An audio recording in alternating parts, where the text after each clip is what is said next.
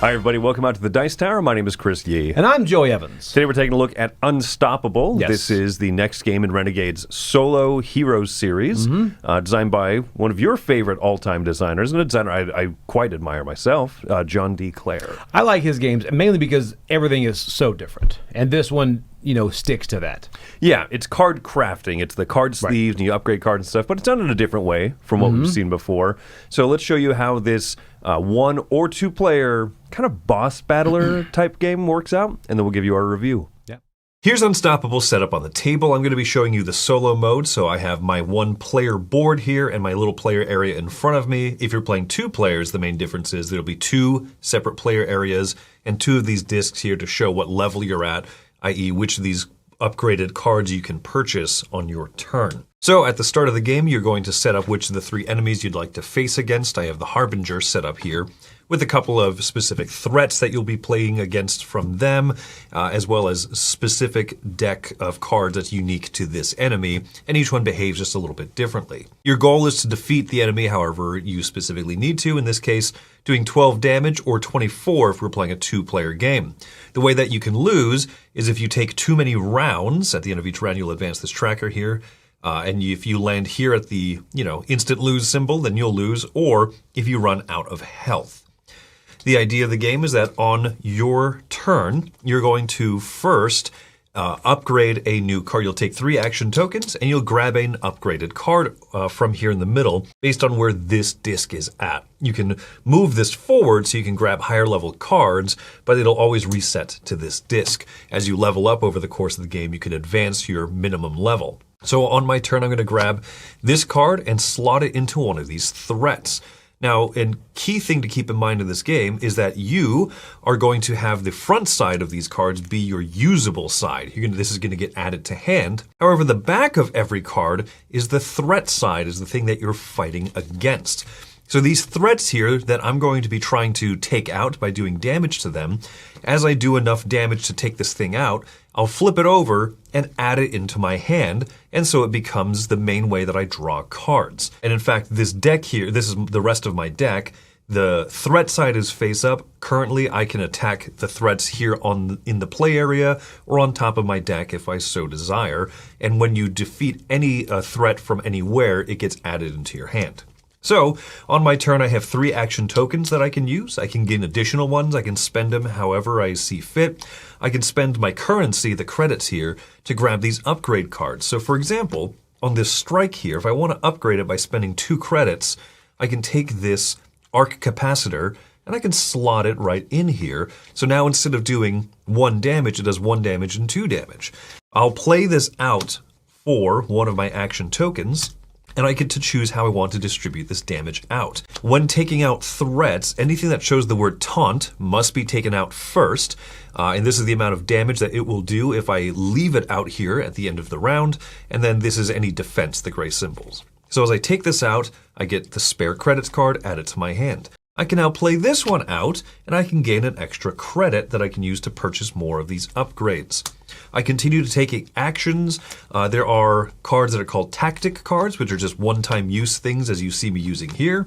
Some of them cost more action tokens than others, so that's why you can maybe buy an upgrade like this that says this card costs 3 fewer action tokens to play out, so you can even make cards free to play out. There are also allies which will sit out in front of you, and you can rotate them or tap them to activate their ability. Once you've done as many actions as you want, once you've taken out threats and added them into your hand, you'll discard all the cards. Allies will stay out until you empty out your deck.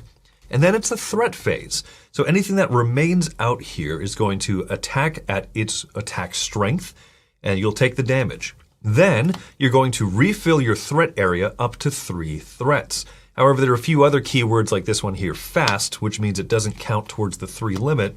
So now I have a total of 4 threats out here. I only have 1 card left in hand that I didn't spend last turn, but I do also have this ally in play. So at the start of the next turn, I'm going to take another card from where I am, slot it into here, and that's how you add more cards, but the only way to draw more cards is to defeat the threats that are in front of you. So that's kind of the flow of the game. At some point, you're going to clear out all of these threats, or clear out your deck. As soon as you do that, you'll level up. You get to destroy a card from your deck. You move your discs forward, giving you stronger and stronger access to cards. And eventually, you're going to try to defeat whatever the main goal is. With the Harbinger, every time you defeat certain cards and you would draw something like this into your hand, these enemy-specific cards will just get discarded and deal a damage directly to the boss. And once I've done enough damage, I'll defeat him that way. There is also the Triumvirate, which has a similar function, but will also have other locations in effect to mess with that. And then Duomo's Menace has an entire deck here of story, of kind of choose your own adventure. And so you'll read the front, you'll make some choices, and then on the backside you'll resolve whatever the branching story path is. And then you are not trying to deal a specific amount of damage. Instead, you are trying to find a story ending that says you have won the game through this branching story deck. So he's definitely the most unique of them. And that's just an idea of how you play Unstoppable.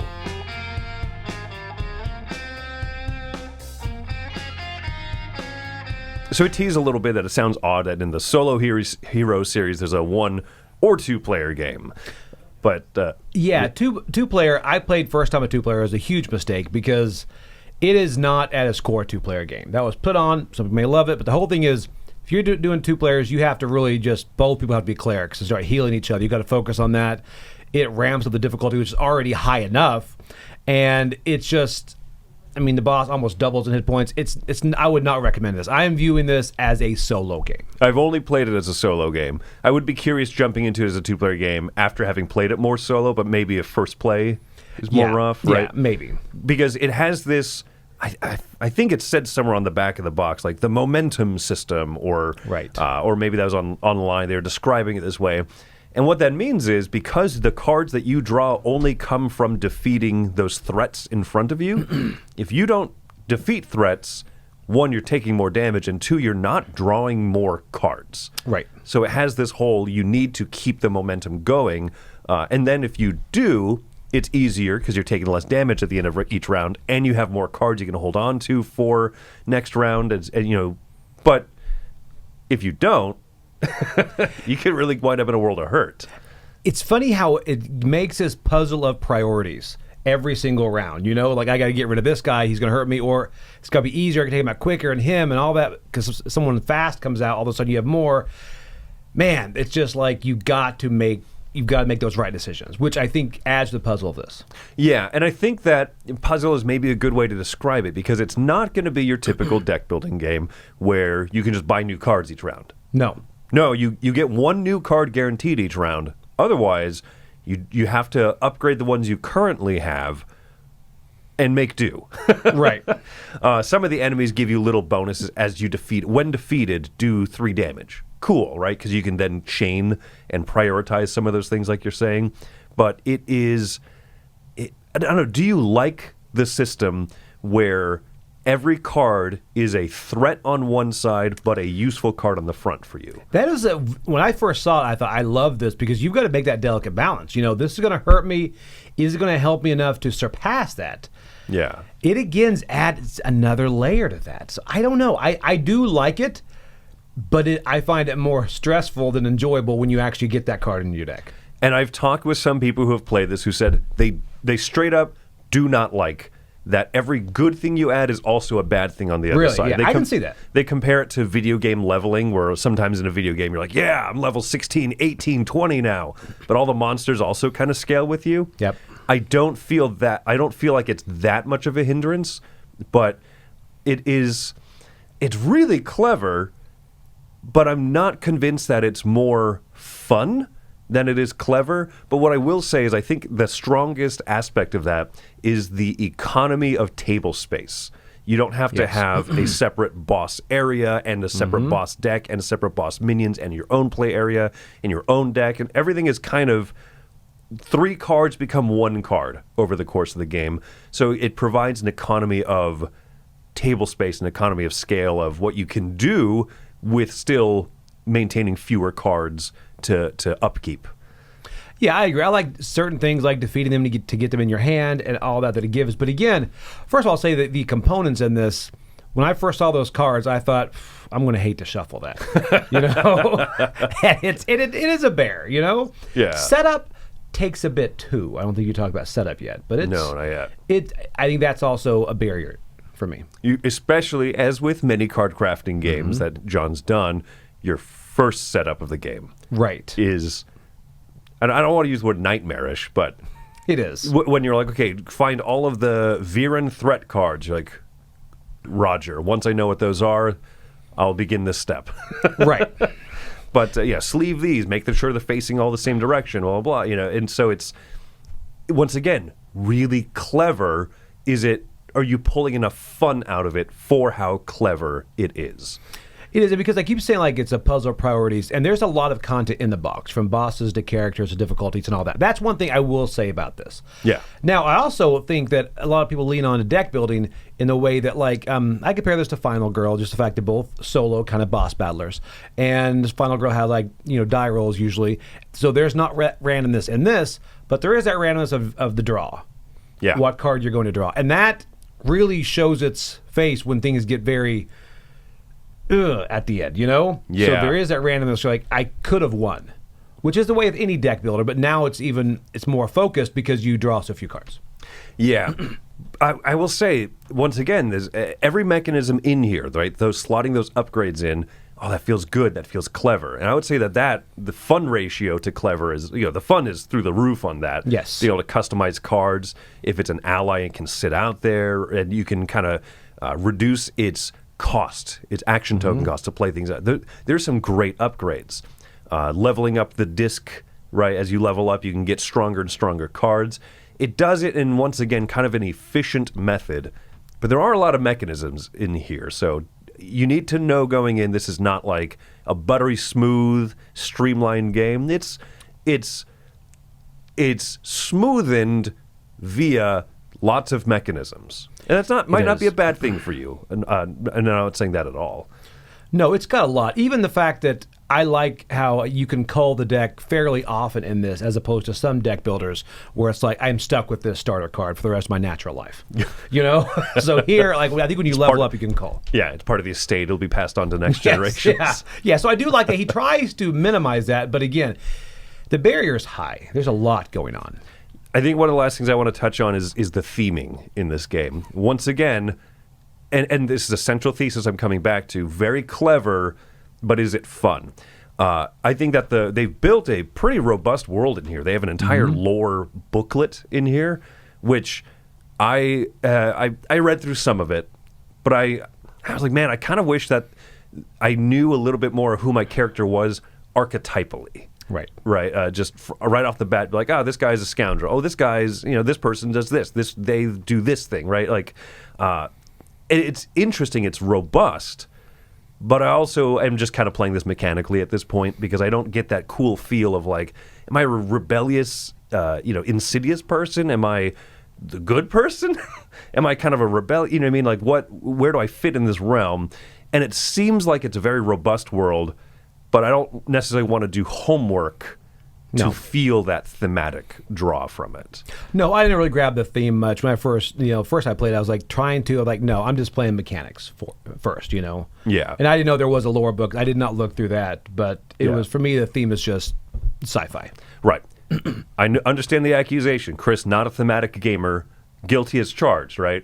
But for both of us to kind of walk away with that same experience, I think that means if you want the theme of this, you have to work at it more to draw it out. And not every game needs to be like Star Wars or Marvel, but it does help when you just look at someone and go, good character, ambiguous character. Right. I don't really know who's who, and sometimes I draw an enemy card, and I'm like, that's one of my allies, right? Oh, nope, just another like cyborg-looking bad guy. Yes. But all that being said, I think that it's very clever of a fun play experience.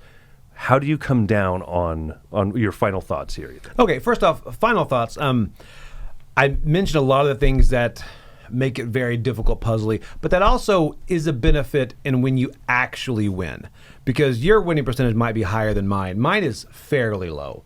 to the point I called a couple people. I'm like, is this winnable?